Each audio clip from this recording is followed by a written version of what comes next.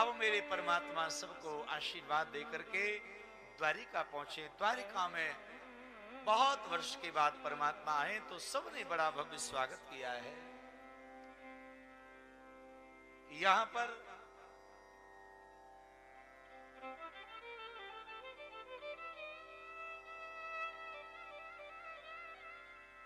उत्तरा के गर्भ से एक बालक का जन्म हो गया और उसी बालक का नाम परीक्षित हुआ है। परीक्षित महाराज का अवतरण हो गया। ब्राह्मणों ने दिव्य महाराज नामकरण किया है, अनेक गुणों का वर्णन किया, लेकिन कहा पांडवों को कि महाराज एक ऋषि के साप से सर्पदंश के द्वारा इसकी मृत्यु हो गई। चिंतित हो गए महाराज, क्या कह रहे हैं आप?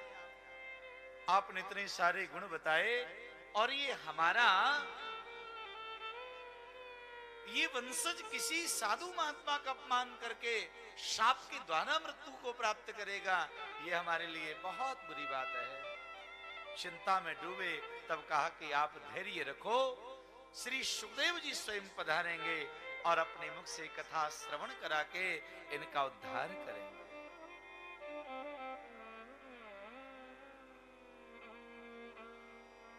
भगवान श्री कृष्ण को समाचार मिला, परमात्मा द्वारिका से पधारे, आशीर्वाद दिया और इस बार भगवान अर्जुन को साथ में लेके गए।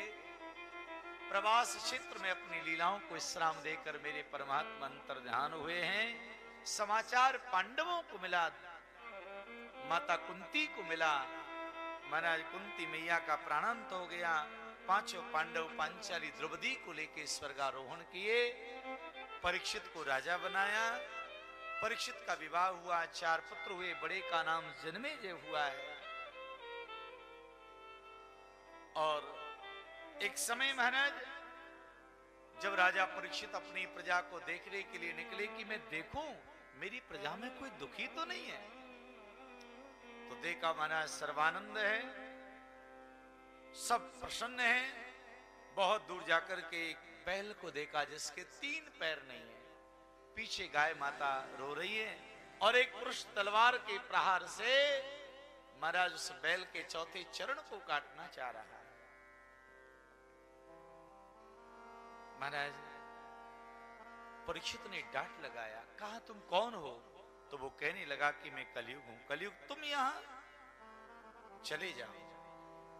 कहा महाराज मैं कहां जाऊंगा? अरे पहले तो आपकी राज्य की सीमाएं कम थी तो अन्य राजाओं के राज्य में रह लेता था, लेकिन अब आपके राज्य की सीमाएं बहुत ज्यादा बढ़ गई हैं, तो आप ही बताओ मैं कहां जाऊं? आप अपने राज्य में थोड़ी सी जगह दे दो। राजा परीक्षित ने कहा कि सब लोग यहाँ धर्मात्मा पुण्यात्मा हैं और कलयुग तुम्हारे अंदर अवगुण हैं। तो परीक्षित ने हमारा कलयुग के लिए 4 जगह दे दी है। द्यूतम पान स्त्री सूना, कहा जहां पर जुआ खेला जाता है वहां तुम निवास करोगे, मदिरा पान की जाती वहां तुम निवास करोगे, कुत्सित काम का प्रयोग होता है वहां तुम निवास करोगे, और जहां पर जीव हिंसा होती है वहां भी तुम निवास करोगे। 4 स्थान दे दिए। कलयुग ने कहा माना 4 जगह आपने दे दी, एक जगह बेकार वाली दी, एक अच्छी भी दे दो। तो कह दिया कि हम स्वर्ण में तुम्हारा निवास देते हैं। धातु नाम अस्मि कांचना, धातुओं में स्वर्ण जो है उसमें भगवान का निवास है। कली उठा और भगवान राजा परीक्षित के मुकुट में जाकर के बैठ गया। तो साधु संत महात्मा कहते हैं भैया परिश्रम के द्वारा प्राप्त किया गया धन अथवा जो स्वर्ण है उसमें भगवान का निवास है, और किसी की हिंसा करके प्राप्त किया धन अथवा स्वर्ण है उसमें कली का निवास है। लेकिन आज कलयुग बैठ गया तो ये परीक्षित ने जो मुकुट पहना है ये हिंसा का है। इनके बाबा भीम जो थे वो जरासंध को मार के आए तो मुकुट साथ में ले आए। आज जरासंध का मुकुट पहना था इसलिए कलयुग का प्रवेश हो गया।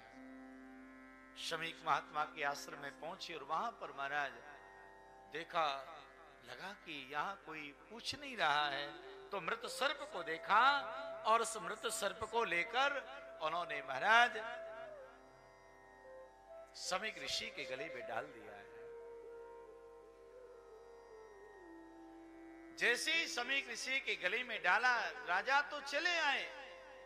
किसी ने समीक ऋषि के बेटा श्रृंगी को कह दिया, अरे महाराज आपके पिता जो हैं उनके गले में राजा परीक्षित ने मृत सर्प डाल दिया। तो क्रोध आ गया और उसी समय उन्होंने कौश की नदी का जल हाथ में ले लिया। इति लंगति मर्यादम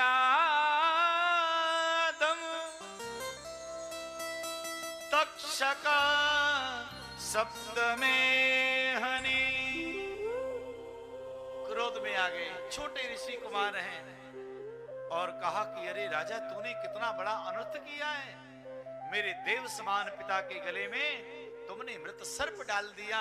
अरे जिस सर्प को तुमने पिताजी के गले में डाला है, उसी सर्प का पूर्वज तक्षक नाम का जो सर्प है वो तुम्हें डसेगा। 7 दिनों में तुम्हारी मृत्यु हो जाएगी। वाणी वज्रम विसज्जः।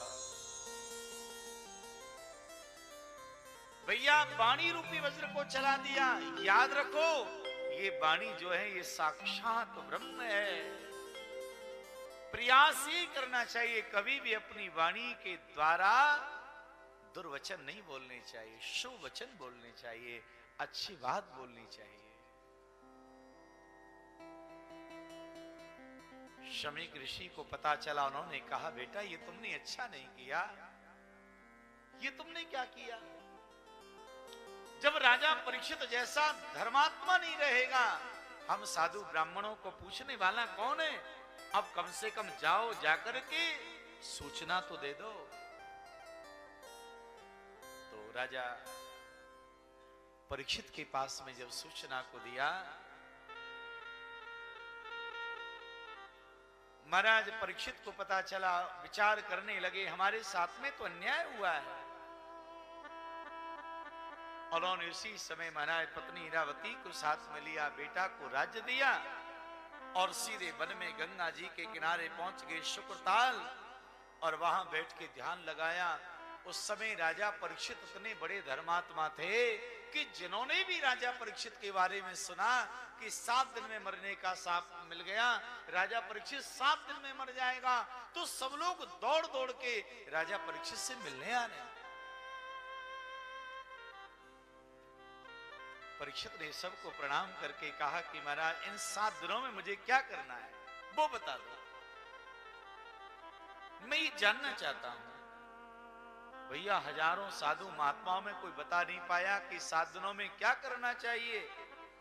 और आज उसी समय भगवान श्री ठाकुर जी की कृपा हो गई, श्री राधा रानी की कृपा हो गई, और अब भगवान श्री सुखदेव चले आ रहे हैं। तत्रा भगवत भगवान व्यास पुत्रो यदीक्षया आगतमानोनुपेक्षा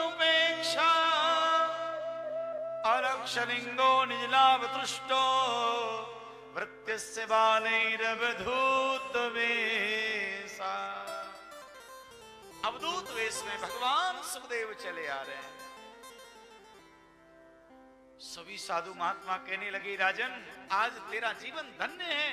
अरे मुक्ति चल के तेरे द्वार पे आ रही है, भगवान सुखदेव पधार रहे हैं। महाराज जैसे ही सुना सबने भगवान सुखदेव जी का अभिवादन किया है। परीक्षित दौड़ पड़ा और परीक्षित ने भगवान के चरण पकड़ के निवेदन किया, हे गुरुदेव आप जैसे महात्मा का नाम अगर माला पर जप लिया जाए उसी से उद्धार हो जाता है। अब तो मैं आपका दर्शन कर रहा हूं। भगवान सुखदेव जी का एक नियम है कि 5 मिनट से ज्यादा नहीं रुकते हैं। सदोगोहन मात्रम ही गृहे सुग्रह मेदी नाम। एक गाय माता को दोहने में जितना समय लगता है उतने समय रुकते हैं, चले जाते हैं। लेकिन आज राजा परीक्षित ने एक प्रश्न कर दिया, 7 दिन रुकना पड़ेगा उनको। क्या प्रश्न कर दिया? अत प्रक्षामि संसिद्धि योगिनां परमं गुरो पुरुषस्य हि यत् कार्यं म्रियमाणस्य सर्वथा। राजा परीक्षित ने कहा, गुरुदेव एक प्रश्न का उत्तर दे दो, म्रियमाण व्यक्ति को क्या करना चाहिए? भैया म्रियमाण व्यक्ति को क्या करना चाहिए, इसका उत्तर देते देते भगवान सुखदेव जी को 7 दिन होने वाले हैं महाराज। म्रियमाण किसे कहते हैं? म्रियमाण कहते हैं जिसके मरने का समय सुनिश्चित हो गया है, उसे कहते हैं म्रियमाण। राजा परीक्षित को 7 दिन में मरने का शाप लगा। राजा परीक्षित म्रियमाण है। भैया राजा परीक्षित ही म्रियमाण नहीं, हम आप सब म्रियमाण हैं। सब म्रियमाण है। 7 दिन में व्यक्ति का जन्म मरण, शुभ कार्य अशुभ कार्य जो भी कुछ होता है 7 दिनों में होता है। भैया 8वां दिन तो बना ही नहीं है। और मैं निवेदन करना चाहूंगा भगवान को बार बार धन्यवाद देना कि श्री सोमनाथ महादेव जी की स्थापना में सोमनाथ महादेव मंदिर आश्रम उद्घाटन के इस कार्यक्रम में मेरे महादेव ने हमारा चयन किया है, हमको चुना है। बार बार धन्यवाद देना।